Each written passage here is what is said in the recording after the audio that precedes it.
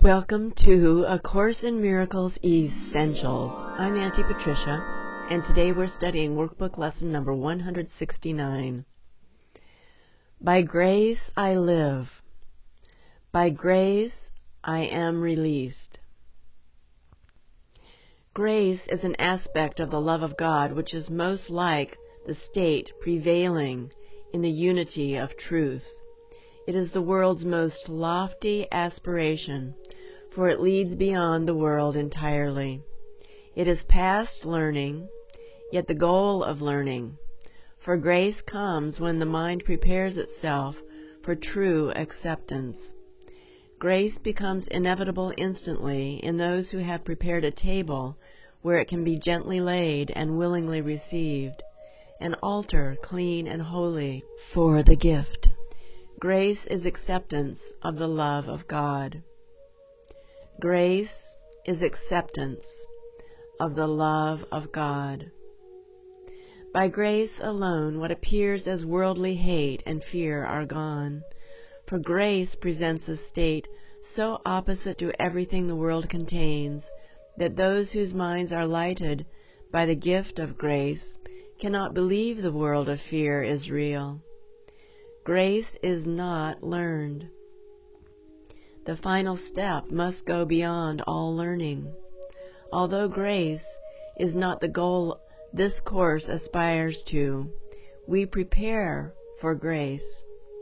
An open mind can hear the call to waken, a mind that is not shut tight against God's voice, a mind that has become aware that there are things it does not know, and thus is ready to accept a state completely different from experience with which it is familiar and at home.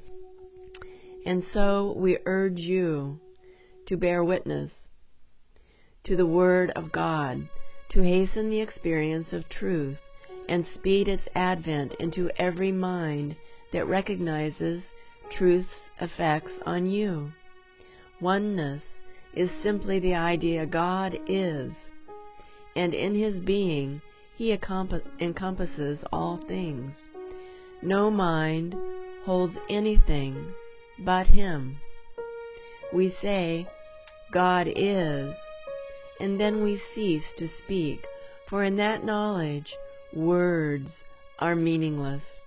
There are no lips to speak them, and no part of mind sufficiently distinct to feel that it is now aware of something it is not.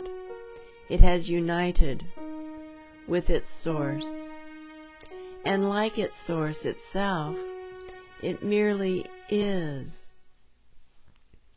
We cannot speak, nor write, nor even think of this at all. It comes to every mind when total recognition that its will is God's has been completely given and received completely. It returns the mind into the endless presence, where the past and future cannot be conceived. It lies beyond salvation, past all thought of time, forgiveness, and the holy face of Christ. The Son of God has merely disappeared into His Father, as His Father has disappeared into Him. The world has never been at all.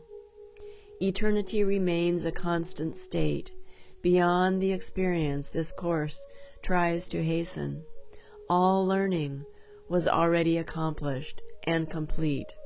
You make a journey that is done, for oneness must be here. Whatever time the mind has set for revelation is entirely irrelevant to what must be a constant state, forever as it always was, forever to remain as it is. There is no need to further clarify what no one in the world can understand. When revelation of your oneness comes, it will be fully known and fully understood.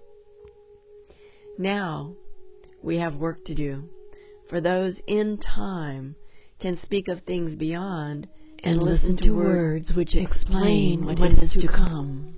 Yet what meaning can the words convey to those who count the hours still, and rise and work and go to sleep by them? Suffice it then that you have work to do, to play your part. The ending must remain obscure to you until your part is done. It doesn't matter, for your part is still what all the rest depends on. As you take the role assigned to you, salvation comes a little nearer to each uncertain heart that does not yet beat in tune with God. Forgiveness is the central theme that runs throughout salvation, holding all its parts in meaningful relationship. The course it runs, directed, and its outcome sure. And now we ask for grace, the final gift salvation can bestow. Experience that grace provides will end in time, for grace foreshadows heaven, yet it does not replace the thought of time, but for a little while. The interval suffices.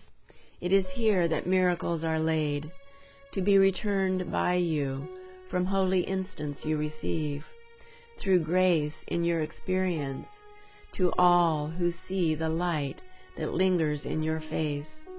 What is the face of Christ but His who went a moment into timelessness and brought a clear reflection of the unity He felt an instant back to bless the world?